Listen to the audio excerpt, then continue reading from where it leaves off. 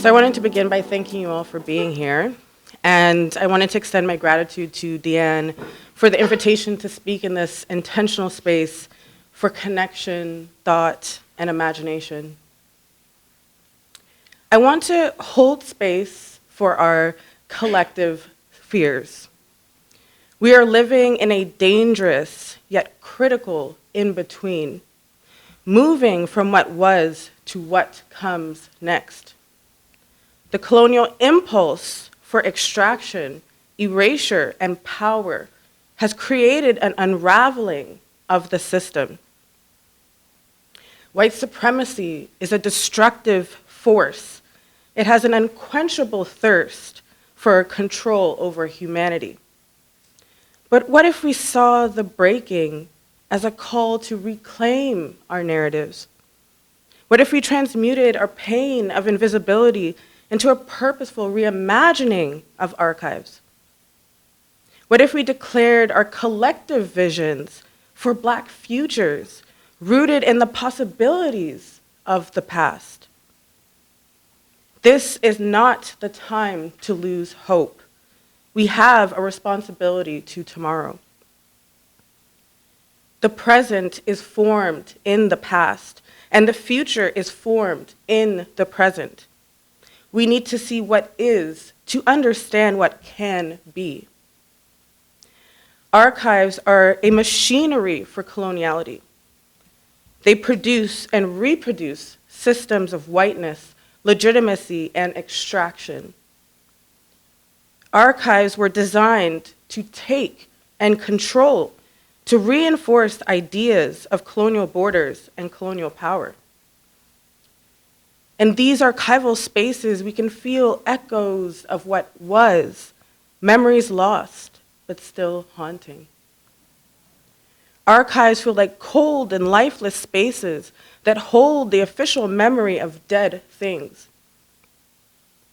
Black collections are left on the shelves only to be shown in the reading room to users who must sit in silence, isolation, and surveillance.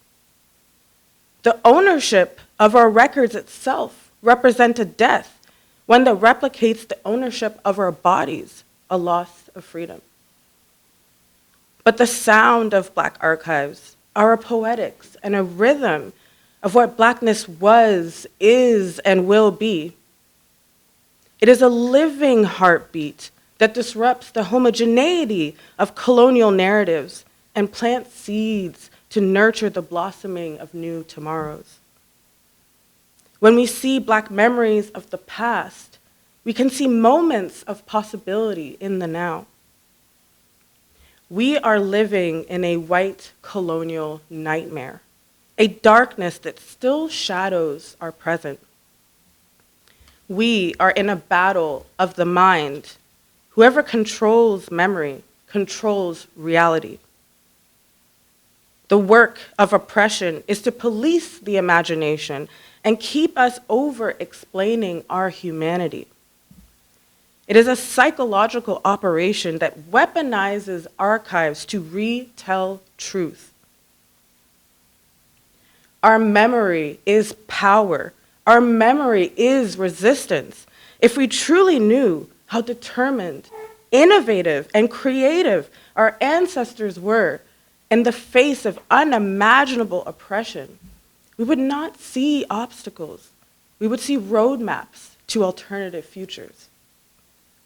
What if we remembered that during slavery, white society tried to stop us from reading to contain our brilliance, but Black people used their minds to map constellations of the stars, braided narratives of freedom in their hair, and sent secret codes through songs that brought them home. Black people were defiant. They dared to love loudly. They dared to show anger and rage. Black people were clever. They passed down stories of Anansi, the keeper of memories, who traveled with us across the Middle Passage to strange new lands, empowering generations to keep the magic of community spirit alive. Black people were bold. They organized and documented political gatherings and campaigns for liberation, while their brothers and sisters were still physically shackled. They didn't just strategize resistance, they created cartographies of freedom, reconnecting Black geographies across colonial worlds. Those who came before us refused their subjugation. They refused to be disappeared. Black people have always understood the importance of remembering who we truly are, have always been and will forever be. We are the revolution. This legacy and inheritance is now ours. What if we remembered that for every act of oppression, there has been an opposing force for liberation? What if we believed we could move from an era of chaos to an era of harmony? What if we walked backwards to recover our ancestral intelligence for our current and future realities?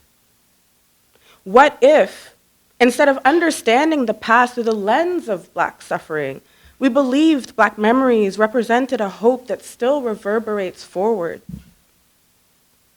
We have to think beyond the limitations that have been placed on us and move like our dreams can be a reality.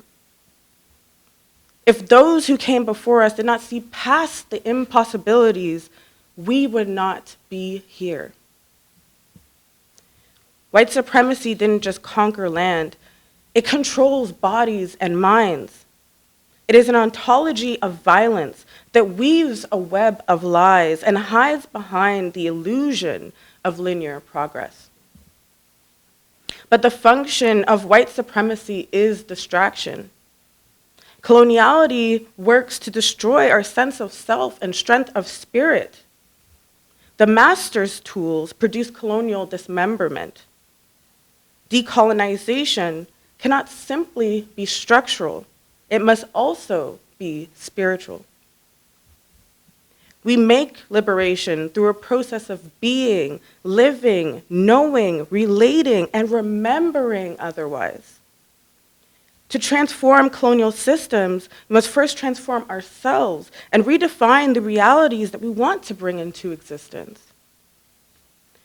These are rehearsals for freedom. We need to imagine and practice the future that is coming. This creates conditions of possibility. We can see that systems of oppression are interconnected, but systems of liberation can reinforce each other to disrupt structural power. Our collective liberation relies on intersectional movement, knowledge co-construction, and solidarity economies for transformative change. We know that time is cyclical, moving between cycles of oppression and liberation.